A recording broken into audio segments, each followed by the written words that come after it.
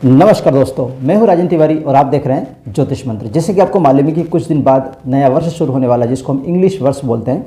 तो नया वर्ष दिसंबर की 31 तारीख के बाद नया वर्ष शुरू हो जाएगा और सभी लोगों को, हम जितने भी लोग हैं, सभी लोगों को ये कामना रहती है, ये इच्छा रहती है कि हमारा जो आने वाला वर्ष है वो कैसा रहेगा। हर स्थिति में हमारा जो आने वाला साल है वो हमारी शिक्षा के लिए कैसा रहेगा, हमारी परीक्षाओं के लिए कैसा रहेगा, आर्थिक स्थिति हमारी कैसी रहेगी, हमारा स्वास्थ्य कैसा रहेगा, परिवार में लोग किस प्रकार से रहेंगे। इस प्रकार की सारी चिंताएं जो हैं वो लोगों को बनी रहती है और साथ ही उन चिंताओं को जानने की इच्छा भी होती है कि किस तरह से हम उस चिंताओं को या उन परेशानियों से पार पा सकें। हम आपको जो 2024 का राशिफल है वो 7 बिंदुओं पे देने वाले हैं। 7 बिंदु कौन कौन से होंगे? पहला होगा आपका स्वभाव, कि किस प्रकार से आपका पूरे वर्ष स्वभाव रहेगा। दूसरे नंबर पर बताएंगे आपका करियर, कि आपका करियर किस प्रकार से उतार चढ़ाव या जो भी कुछ होगा उसके बारे में बताएंगे। इसके बाद हम आपकी पारिवारिक स्थिति बताएंगे, किस प्रकार से परिवार में आपका संतुलन रहेगा या नहीं रहेगा, क्या क्या होगा। तो तीसरे नंबर पे बताएंगे हम आपको परिवार के बारे में। फिर चौथे नंबर पे आपको बताएंगे आपका स्वास्थ्य किस प्रकार से रहेगा। 5वें नंबर पे आपको बताएंगे आपकी आर्थिक स्थिति किस प्रकार से रहेगी। 6ठे नंबर पे हम आपको प्रतियोगी परीक्षा, शिक्षा या परीक्षा जिस प्रकार से भी आपके जीवन में रहेगी वो किस प्रकार से रहेगी। और लास्ट में इन सभी चीज़ों में अगर किसी प्रकार की कोई गड़बड़ है तो उसको दूर करने के क्या उपाय रहेंगे, ये 7वें नंबर पे आपको उपाय बताएंगे। तो इन 7 बिंदुओं पर हम राशियों की गणना करेंगे या राशियों के बारे में आपको बताएंगे कि साल भर इन बिंदुओं पर आपका साल कैसा रहेगा। आज हम बात करने वाले हैं मकर राशि की। तो चलिए, अभी मैंने जो 7 बिंदु बताए हैं उन 7 बिंदु में से पहला जो बिंदु है वो है स्वभाव, कि आपकी राशि का स्वभाव इस साल किस प्रकार से रहने वाला है। तो चलिए हम जान लेते हैं स्वभाव के बारे में। जहाँ तक मकर राशि के स्वभाव का सवाल है तो मकर राशि के लोगों में अच्छी संगठनात्मक क्षमता होती है। यानी ये ऐसे लोग होते हैं जिन्होंने संगठक की क्षमता, यानी लोगों को संगठित करने की क्षमता होती है। ये लोग काम के प्रति बहुत जुनूनी और समर्पित होते हैं। इस राशि के जातक अनुशासित, जिम्मेदार और व्यावहारिक प्रवृत्ति के होते हैं। यानी ऐसे लोग जो जिनकी राशि मकर राशि होती है वो जिम्मेदार लोग होते हैं, व्यावहारिक होते हैं और अनुशासित भी होते हैं। इन लोगों में गजब की तार्किक क्षमता भी होती है। ये लोग एक भरोसेमंद दोस्त साबित होते हैं। दूसरों की मुसीबत में ये लोग पूरा साथ देते हैं। इनमें दार्शनिकता का भाव ज़्यादा होता है। तो चलिए अब हम जान लेते हैं कि आपका करियर किस प्रकार से रहने वाला है इस 2024 में। आपको सफलता मिलेगी या नहीं मिलेगी, तो इस सभी के बारे में जानते हैं। जहाँ तक बात करते हैं कैरियर की, तो इस वर्ष 10वें स्थान पर देवगुरु बृहस्पति के प्रभाव से आपको कार्य क्षेत्र में अच्छा लाभ प्राप्त होगा। अप्रैल के बाद का समय और भी अनुकूल होगा। उस समय आप किसी के साथ मिलकर कोई नया कार्य प्रारंभ कर सकते हैं जिससे आपको अच्छा लाभ प्राप्त हो सकता है। राहु और केतु भी आपको सपोर्ट करते नजर आएंगे। राहु आपके आत्मविश्वास को बढ़ाएगा और आप जोखिम लेने के काबिल बनेंगे। इस दौरान आप कठिन परिश्रम करेंगे और अपनी नौकरी या बिजनेस में अपनी महत्वाकांक्षाओं को पूरा भी कर पाने की स्थिति में रहेंगे। यानी ये वो समय रहेगा जब आप बहुत मेहनत करेंगे और उस मेहनत का फल भी आपको मिलेगा। जो आपने सोचा है वो आप प्राप्त भी करेंगे। विदेश में काम के इच्छुक लोगों का सपना मई के बाद पूरा हो सकता है। यानी जो लोग विदेश जाने की सोच रहे हैं, विदेश जाने का सपना जिनका है, वो भी पूरा हो जाएगा मई के बाद। राशि स्वामी शनि दूसरे में होंगे। शनि स्वयं की राशि में होंगे, इसलिए आपको कोई विशेष हानि नहीं करेंगे।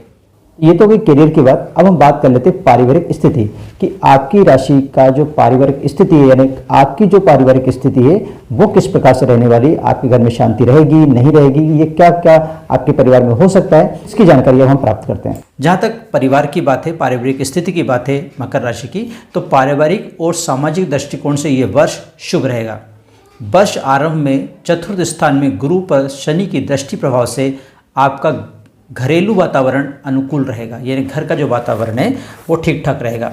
तृतीय भाव में राहु के प्रभाव से आपके पराक्रम तथा कार्य क्षमताओं का विकास होगा। जीवन साथी के सहयोग से कोई महत्वपूर्ण कार्य भी बनेगा। अप्रैल से गुरु ग्रह गोचर 5वें स्थान में हो रहा है। इसके बाद समय अनुकूल हो जाएगा। संतान प्राप्ति के इच्छुक व्यक्तियों को संतान प्राप्ति करने की संभावना इस वर्ष बनेगी।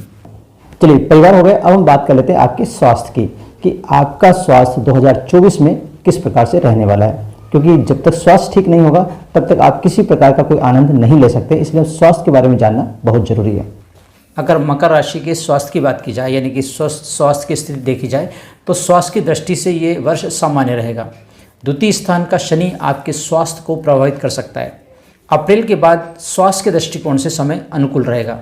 राशि स्थान पर गुरु ग्रह के दृष्टि प्रभाव से आप मानसिक रूप से संतुष्ट रहेंगे। पूरे वर्ष खान पान नियंत्रण रखें और योग अभ्यास जरूर करें।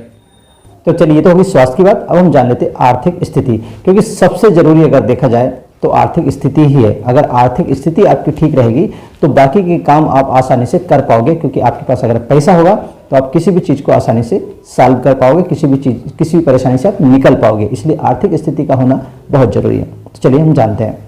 जहाँ तक मकर राशि की आर्थिक स्थिति का सवाल है तो वर्ष आरंभ में चतुर्थ स्थान पर गुरु आपको संचित धन की प्राप्ति करा सकता है। यानी जो संचित धन आपका है उसकी प्राप्ति इस वर्षारंभ में हो सकती है। वर्ष के प्रथम 3 महीने में ऐसा हो सकता है, लेकिन अचल संपत्ति व निवेश के मामलों में विश्वासघात हो सकता है। तो आपको ध्यान रखें, जो अचल संपत्ति है या आप जहाँ पर निवेश करते हैं तो उसको आप सोच समझ के करें, वहाँ पे विश्वासघात होने की संभावना बढ़ सकती है। अष्टम स्थान पर गुरु की दृष्टि पैतृक संपत्ति भी प्राप्त करवा सकता है, यानी कि हो सकता है कि इस साल आपको पैतृक संपत्ति भी मिल जाए।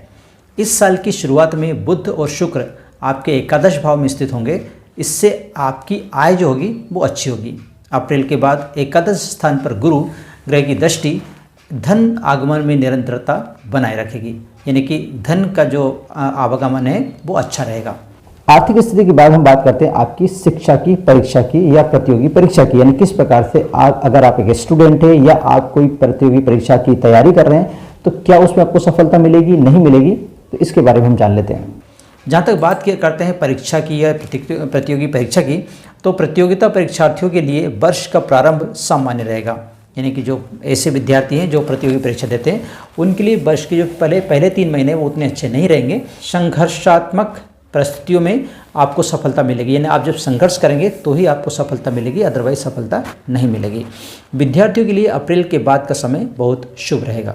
तो चलिए, अभी तक हमने 6 बिंदुओं पे बात की है। अगर इन 6 बिंदु में किसी प्रकार का कोई प्रॉब्लम आपको जा रही है, जिस प्रकार से आपने सुना होगा, तो उसमें आपको कुछ प्रकार की अगर प्रॉब्लम जा रही है तो 7वां बिंदु यानी कि उपाय जान लेते हैं कि इन परेशानियों से जो आपको इन 6 बिंदुओं में कोई परेशानी आई है तो इस परेशानी को हम किस प्रकार से दूर कर सकते हैं, उसका क्या उपाय है। तो चलिए जान लेते हैं हम उपाय के बारे में। जहाँ तक उपाय का सवाल है मकर राशि वालों के लिए, तो शनि की 7.5 का प्रभाव पूरे वर्ष रहेगा, इसलिए शनि के मंत्रों का जाप और शनि मंदिरों में सरसों के तेल का दीपक शनिवार के दिन जलाते रहना है। मंगलवार के दिन हनुमान जी को चोला चढ़ाएं और प्रत्येक दिन हनुमान जी चालीसा का पाठ आप जरूर करें। कुल मिला के हनुमान जी को अगर आप प्रसन्न रखेंगे तो ये वर्ष आपका अच्छा जाएगा।